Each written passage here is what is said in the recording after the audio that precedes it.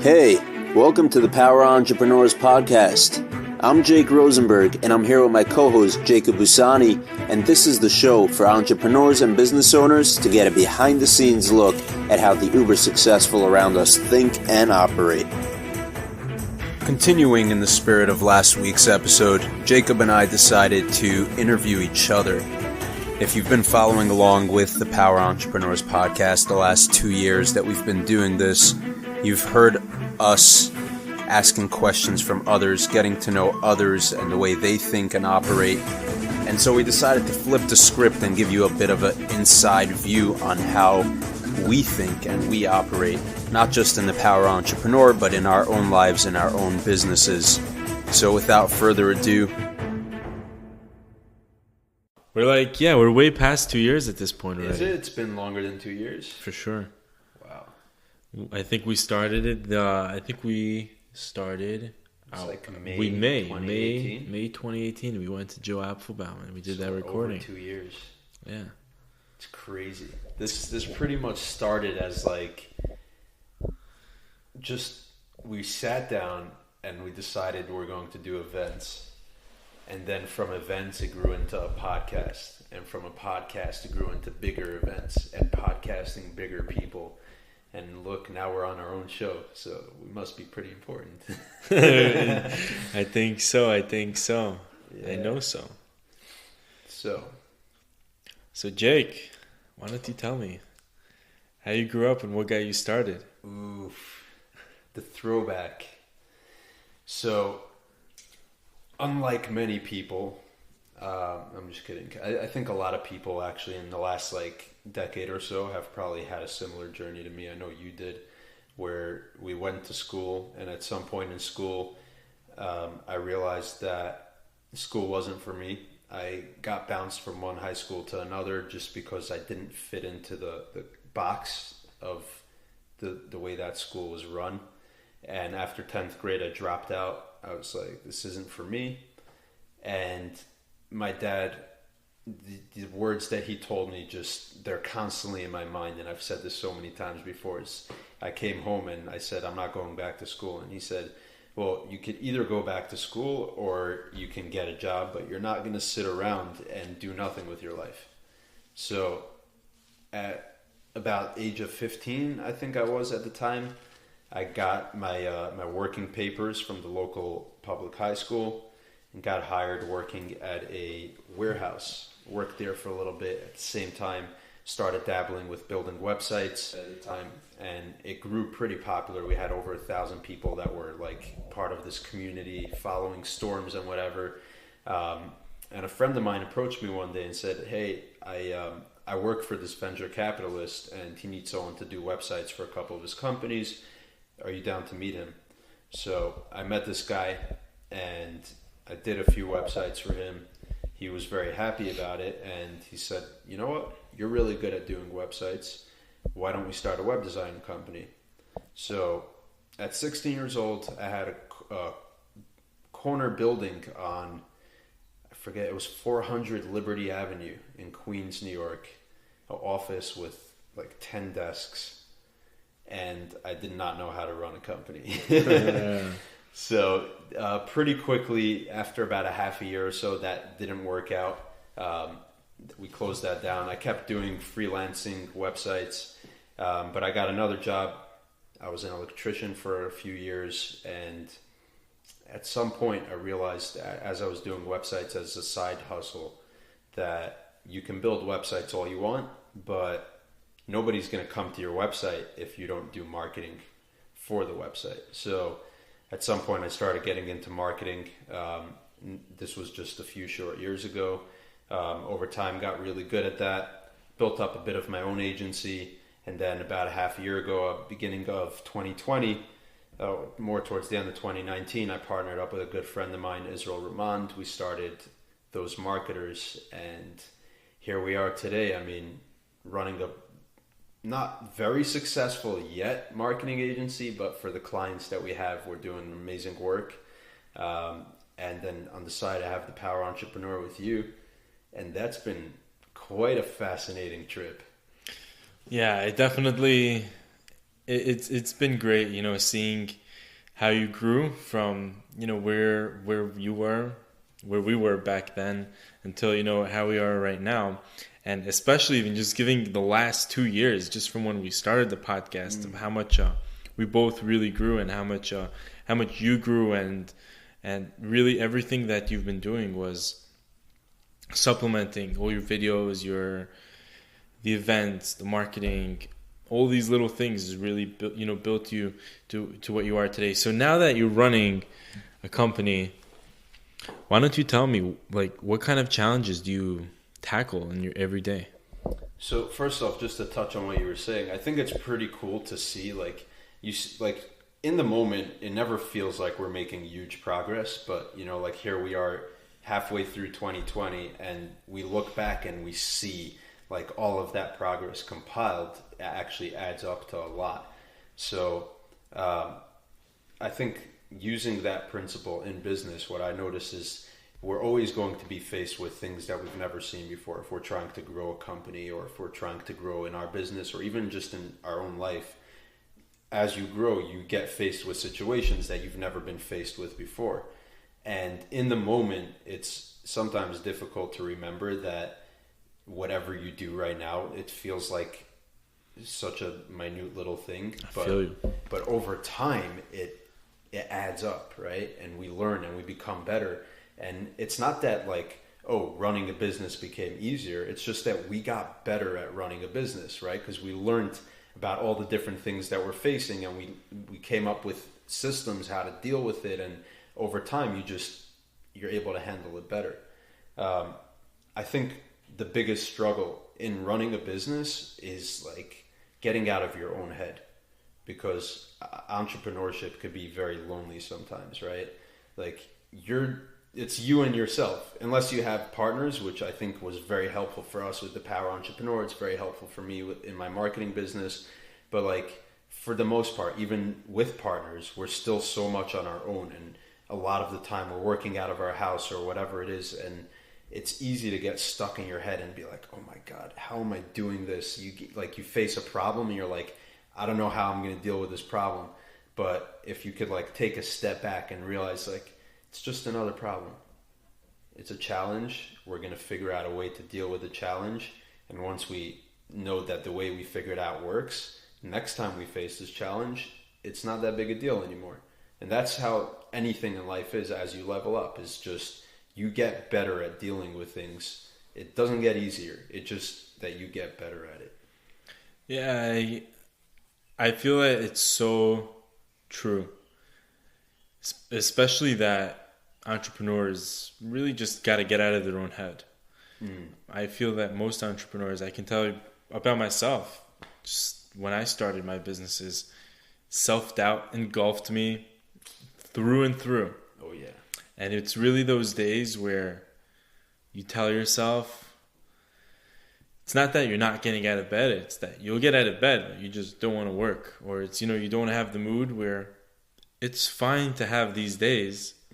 Just don't let that day be more than, like, once every 2 months.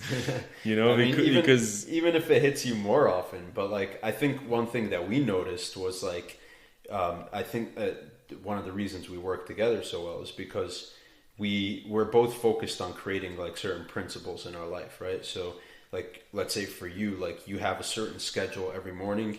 I know, like, you wake up 5 a.m. When the gyms were open, you were going to the gym. Like, so these are, like, the core principles that we lead our life by. And so, like, as an entrepreneur, or even not as an entrepreneur, but as someone that's trying to improve and live their life, and even if you're not focused on your personal growth, but you're just living life, when you have, like, your principles of what's important to me, right? And what do I do with my life? What am I all about? What are my goals, at least for now?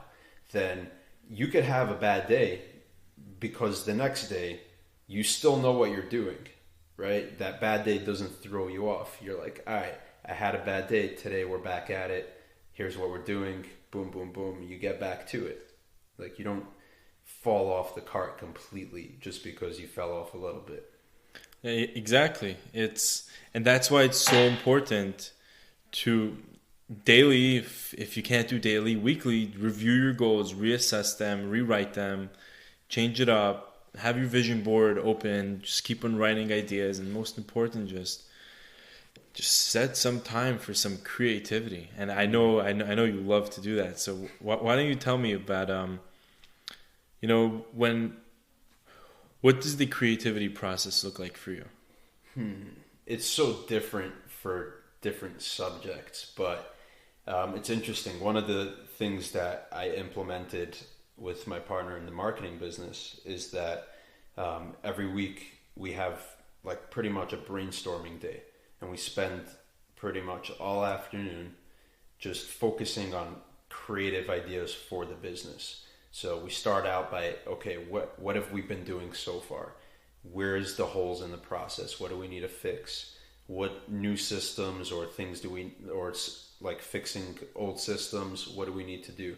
Once we have that, we get down to the creative process of, okay, how are we marketing our business? And it's funny because people think, oh, you're a marketing company, you should have this down pat. But just like any other company, that if we're marketing, let's say your company, we need to sit down, we need to have brainstorming sessions. Here's where your company is. Here's where your company wants to be.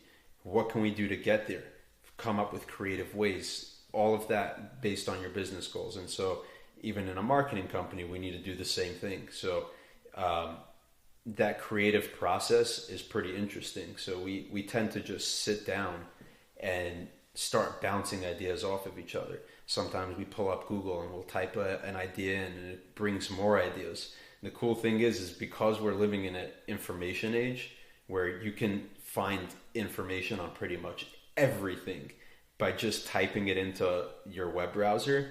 It's difficult, but at the same time easy. So it's easy to find creative ideas. The difficult part is to be unique, right? Because we're living in a world of noise. There's so much noise. You wake up, almost guaranteed that the first thing you think of is to check your phone, especially if you're using your phone as your alarm clock.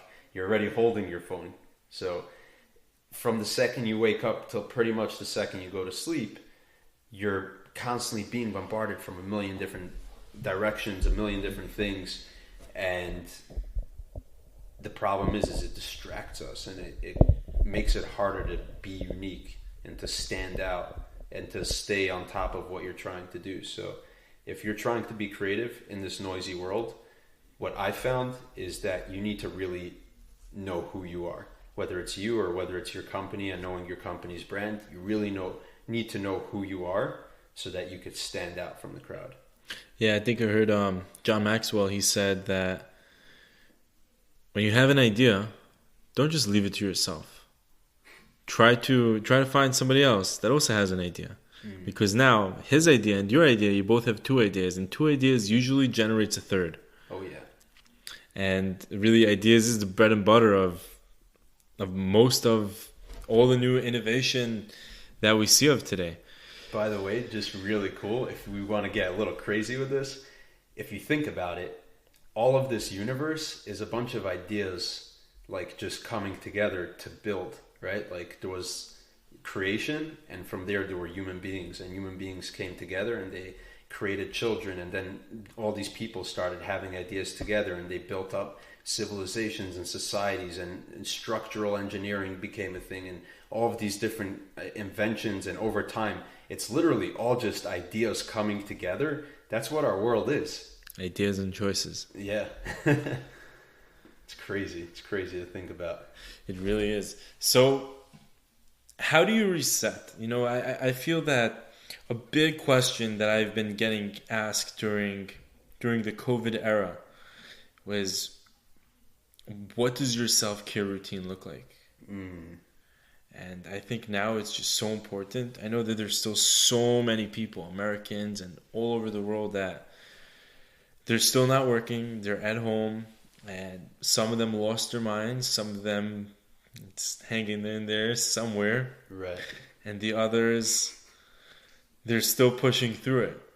So, but there's no buts. And a big thing that some of them neglect. I know for me, for a little while, I think like the first week or two in March, just because it was so chaotic, you kind of neglect your self-care, which is really what builds us. So what does self-care look like for you, and do you have any pointers on that? Before we continue, I'd like to take a quick minute to talk about this episode's sponsor. Have you ever thought about starting your own podcast? When we were thinking about getting the Power Entrepreneurs podcast off the ground, we had a lot of questions, like how to record our episodes and how to get our show into all the different apps people enjoy listening on. The answer was very simple: Anchor. Anchor is a one-stop shop for recording, hosting, and distributing your podcast, and it's 100% free and ridiculously easy to use. So to get your podcast started, just visit anchor.fm/start. As always, if you're enjoying this episode of our podcast, be sure to leave a review on iTunes. Now back to the show. So what does self-care look like for you, and do you have any pointers on that? So I think it's important to recognize that when you go through a chaotic time period, or any time period where things are just vastly different than the usual, it's normal for your body and your mind to get thrown into like this weird limbo where you don't know what to do and you don't know like what your schedule is and all of that. It just gets messed up. It's because your body and mind love routine, right? The reason they love routine is because they like being comfortable. The more comfortable your mind could get with something, the happier it's going to be. And we see this in laziness, and we see like it spreads in a bunch of different ways. So first off, if you feel like you're all over the place right now, just first off accept that. Like, you don't need to hate yourself for not being in the same place that you were a half a year ago when the world was a completely different place. That's number one. Number two, once you accept it, then you can move forward to implement change if you want to. So what I found for myself also in the beginning of this whole pandemic and the world changing, my schedule changed completely. I went from being able to wake up at 5 a.m. to go to the gym to now the gym is closed. So I lost that little bit of motivation to go work out at 5 a.m. every morning. Suddenly I started waking up at 8 a.m. instead of 5 a.m. And it took me a while to accept that. So I'm going to sleep later and I'm waking up later. Great. Let's readjust the schedule though. You can't completely lose the schedule because it's important to me. So what I find is no matter what situation you're in, you need to go back to your core. Like, what is important to me? What is important to my life? What's important, if we're going to go a step further, to the people that are in my life. So if you have a wife, if you have kids, your extended family, what's important to them. Like, start building out from the most important core values of your life to the least important. And then once you have these things figured out, then you could recreate your schedule. So if you say like, okay, let's say you're married, right? You don't have kids, but you are married. So you need to dedicate at least a certain amount of time a day to your wife, just to have a good marriage, to have a good relationship. So let's say at our minimum, you make sure that every day you spend a half hour with your wife, right? Then you take it from there. Okay, I need to spend a half hour with my wife. I love my parents. I'm going to spend like 5 minutes to talk to my mom every day, 5 minutes to talk to my dad, just so they know that, that we're good, that I love them, I care about them. If you care about your siblings, you might do the same thing. Then you go into the next. Okay, what's next important? My business is super important to me. So the business is going to take up from here to here in my day. Then what else? What else is important? And as you start like focusing on what's actually important to your life, then you're able to recreate that structure and recreate that schedule to a point where things are happening again, things are flowing again, because you're working from a place of what's important rather than a place of what I think most people are doing right now, unfortunately, is a place of chaos and fear, where they're like, oh, I don't know what to do. I don't know what's going to be tomorrow. It all feels like the same day for the last half a year. I don't know what I'm doing with my life. Maybe if they don't have a job, I don't know what I'm going to do to make money. But when you're in this chaotic place in your mind, you can't think of a way out of chaos, right? What's that quote? Like, you can't solve the problem with the same mindset that created it. So if you're in a chaotic state of mind, you need to get out of that chaotic state of mind to be able to create change in your life. So you need to be able to sit down. If it's meditating, if it's talking to friends and talking things out, getting yourself to a calmer place, whatever works for you best. And from there, ask yourself, what's important to my life? And if, let's say, putting money into the bank account so you could put food on the table is important and you don't know how you're going to do it, once you calm down and you start thinking of it logically, it's amazing how many people are finding insanely creative ways to make money right now. Yeah, for sure. When I hear someone in the last few months telling me that they don't have a job and they don't know how to make money, some part of me feels bad, but a big other part of me is like, come on, man or woman. There is so much opportunity out there. You just need to first step away from that chaotic mindset, and second, start thinking creatively. What do people need? What services do they need? What products do they need? What am I capable of doing to fulfill some need that somebody needs that they're going to pay for? That's what business is all about. So it really comes down to what they're suffering from is self-doubt. Yeah. A form of self-doubt and fear, which was exactly what I was going to lead into. Is I know you've, over the last couple of years, you've been working on a couple fears. One of them was really perfecting your public speaking game. Yeah. Why don't you tell me a little bit about the psychology that went on for you on how you were able to really embrace it and turn this fear into now passion that you have? It's kind of interesting because all my life growing up, I always had this mindset that I'm the shy kid. Even though, I never really felt like I lacked in having friends and whatever, but I was always the shy kid. I was always more quiet, more reserved. If people were making trouble, I might go along with it, but I wasn't the one leading the charge. So if we got caught, the blame wasn't on my shoulders. I always wanted to play it safe and not stand out. I didn't want people to dislike me. All of that, a bunch of these kind of mindsets of just staying behind the scenes. And what I realized a few years ago is that connection is one of the greatest tools that you can master in this world, right? Aside from a bunch of other things, connection is so important. And with connection, being able to speak well is a superpower. I mean, governments are built and destroyed by people that know how to use their words well and that know how to make connections well. Not just governments, businesses. If you want to build a business and you need a multi-million-dollar investor and you know how to speak well and connect with the right people, you are golden. And the same for pretty much anything you'll ever need to do in life. If you're well-spoken and you're good at connecting with people, it's a superpower. And when I realized that was about the time that we started the Power Entrepreneur, because I started, going to these events that we're doing, and I have this big idea of I'm going to help people, I'm going to impact their life in some way, I'm going to help their business, I'm going to help their personal development. And then I got to our first event, and we had 50 people. How many people did we have? We had the first event, the one in New City? Yeah. Yeah, we had 30-something people. It was a nice crowd. And I got up for the first time in front of a crowd, and I had to speak because this is our event. Me and you need to speak. And I got up there and I was nervous. On the one hand, hey, this is my party, so let me be super macho about it. But on the other hand, I had never spoken to a crowd before. And so I got up there and I started hey, welcome, thank you for coming. And I was in a cold sweat.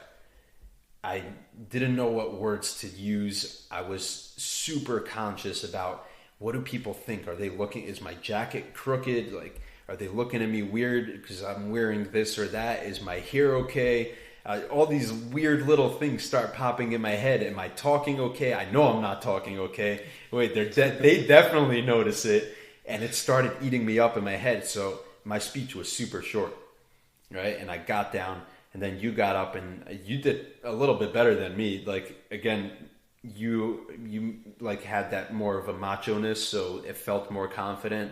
But what I noticed was that over time, after getting out of that event, over time, with each event that we did, I realized that I need to be better at this. Because the better I'm going to get at this, not only am I going to be able to connect with people at these events and grow these events and connect with more people and help more people, but this can branch out so far. Like, I'm meeting people here. If I could connect with them really well, then they could become my clients. If they could become my clients, they'll refer more people, my business will grow, and even more that I could build the podcast. All of these different things start, like these ideas start growing, and I realized that I need to get good at talking and connecting with people. And so what I did was, first off, I started working on myself, because I heard this quote said so many times: if you want to change the world, start by changing yourself.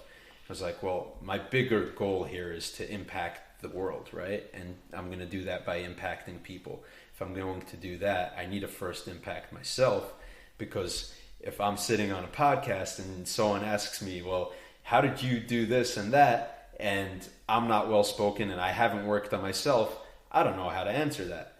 And I have these bigger plans. I want to help the bigger world, so I need to work on myself. So I started focusing on myself. Like, what am I here to do? Really, like, break that down. Like, what are my goals? What do I really want? How am I going to do that? Who am I? Then I start working on, like, okay, so I know what I want to do, but who am I to do that? Like, who is Jake Rosenberg? And I had to start figuring out, this is who I am. This is what my personality is. I sat with some really good friends of mine that they should be psychologists, honestly. They're better than any paid psychologist I ever went to. And, like, broke down into different childhood traumas that I had that were impacting my life.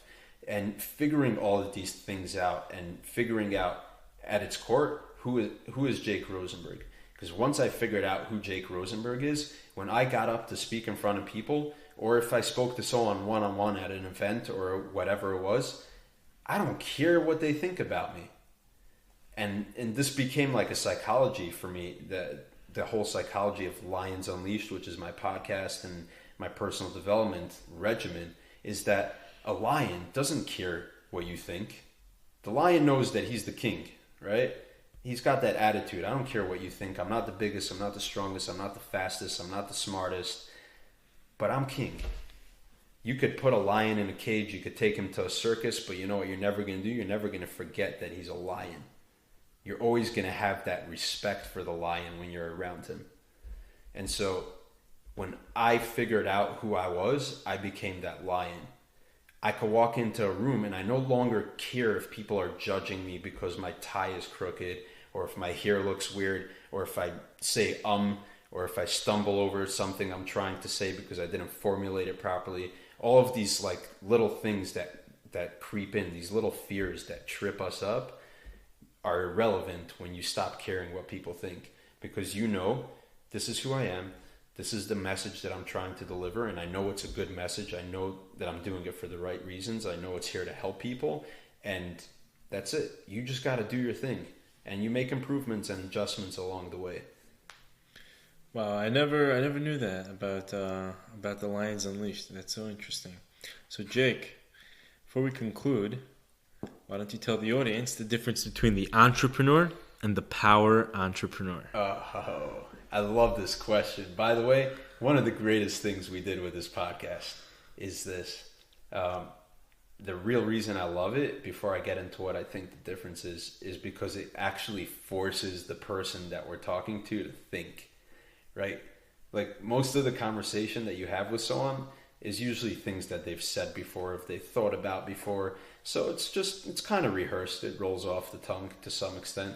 But when you get them to think, when you put someone on the spot, then you get to see what's really going on behind the curtain. So for me, the difference between a power entrepreneur and an entrepreneur is that the entrepreneur is somebody who entered the business world from the other perspective. I'm not going to be a worker for somebody else. I'm going to do something on my own. And it could be for many different reasons. Usually it's for one of two reasons. Either they're sick of being told what to do, or they love doing something. It's a certain passion, a hobby, whatever, and they decided they're going to start their own business on top of it. The power entrepreneur had kind of an epiphany. Every single power entrepreneur had an epiphany at some point. And it's kind of that E-Myth epiphany. If you read the E-Myth, there's this part in the E-Myth, which is a fascinating story and mindset book. There's this part where there's these two characters. They're talking, the guy that's teaching the store owner. And she has this epiphany about, hey, I'm not just here selling something that I love doing. I'm here running a business, right? And when she realized that and things started clicking, you remember? And suddenly business became a whole different thing. What happened? Instead of being just, oh, I'm here because I like being my own boss and I enjoy doing X, Y, Z, it goes to, I'm here to do X, Y, Z for other people. And in order to do that effectively, I need to actually have a system in place, and usually multiple systems.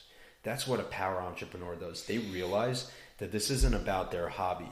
This isn't about them being their own boss. It's not even about them, period.